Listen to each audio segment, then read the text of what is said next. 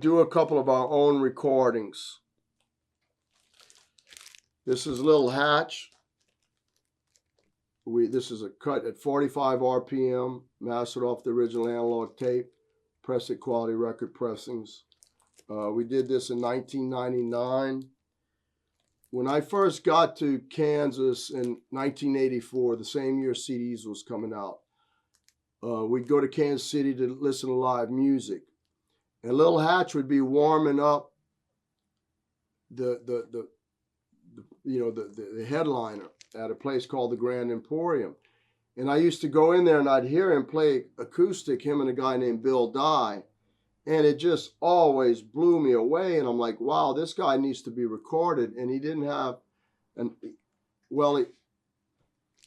I found out later he did have one record. But I said, man, a guy this good needs to be recorded. Well, at that time, I had never thought in my wildest dreams that I would get into the music business. I just never dreamed that I could be in the music business. I knew I loved music, but I loved Little Hatch.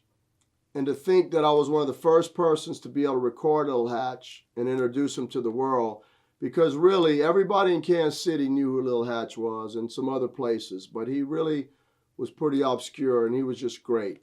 So we record him. This is all acoustic. There's a guy named Ron Edwards on guitar with Jimmy D. Lane. Jimmy D. Lane helped me produce this. And Ron Edwards is on the slide guitar, one of the best guitar players out of St. Louis. Probably, up with the best in the world.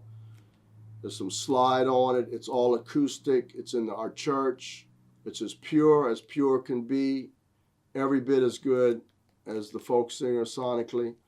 And the music is great. So this was, again, done in 1999 in Blue Heaven Studios, pressed at QRP. And Lil Hatch, rock with me, baby. Awesome album. Highly, highly recommended. Another person we recorded in the church, Jimmy Lee Robinson. And it has Jimmy D. Lane, Jimmy Rogers' son, on it as well. Helped me produce it. Madison Slim on harmonica. Great harmonica player. Very eerie, spooky. Great blues done in the church. Pure, acoustic.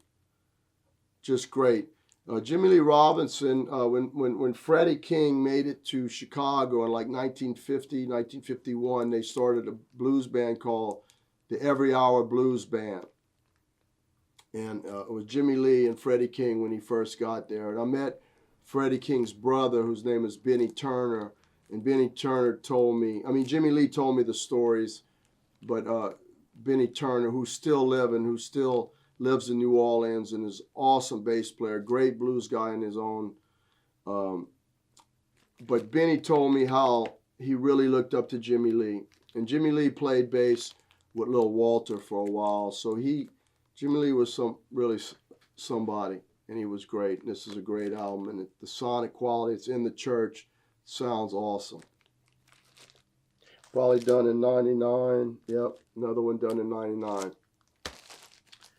Next one is done in the church. Wild Child Butler, Show Enough. Again, we have Jimmy D. Lane.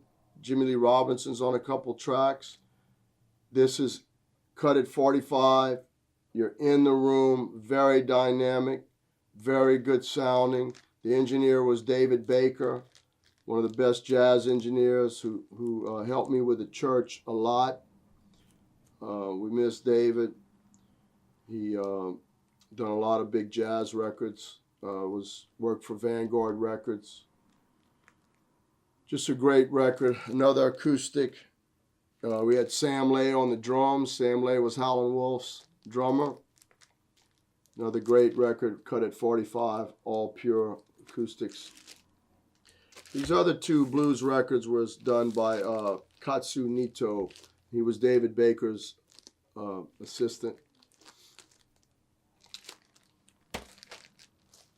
Here's Marquise Knox, Here I Am.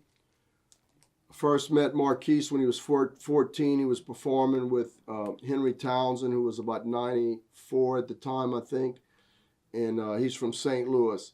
Marquise makes up the songs on the spot.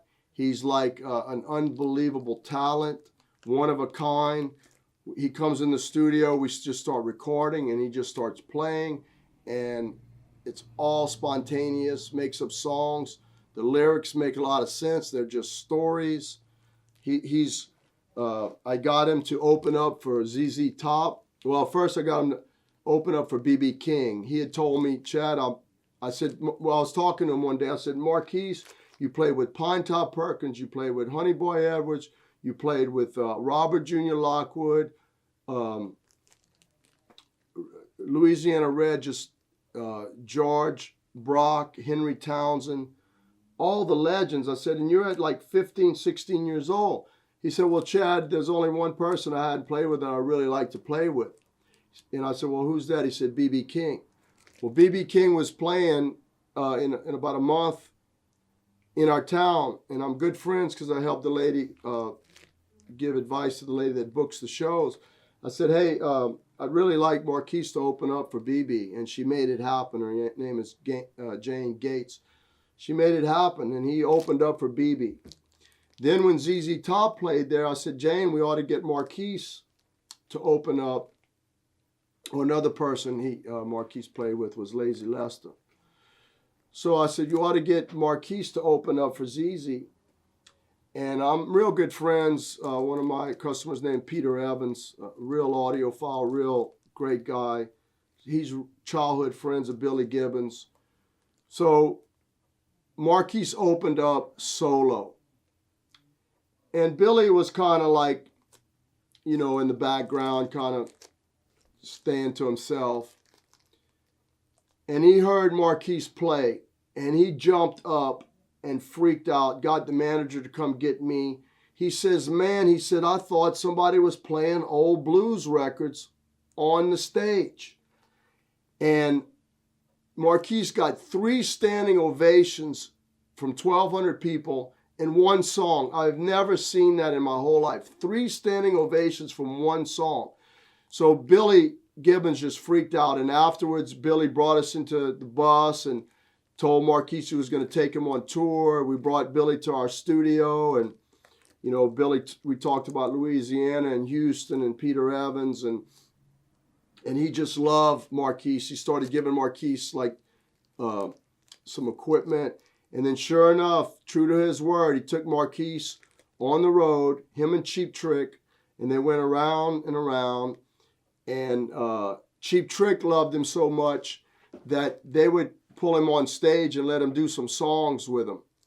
And Marquise from the road would take pictures of him and the guitar player of Cheap Trick, and he'd be like, Chad, I don't know what to do. Billy wants me to hang out with him tonight, and Rick Nelson wants me to hang out with him tonight, and I just don't know what to do. I'm like, well, that's a hard problem to have, a good but hard problem. I says, well, you know, you'll figure it out. And he did. And they were fixing to go out on tour again to Canada when COVID hit. Anyway, Marquise is a special talent. He's unbelievable. Highly recommended album. Done in the church. Press the QR, people.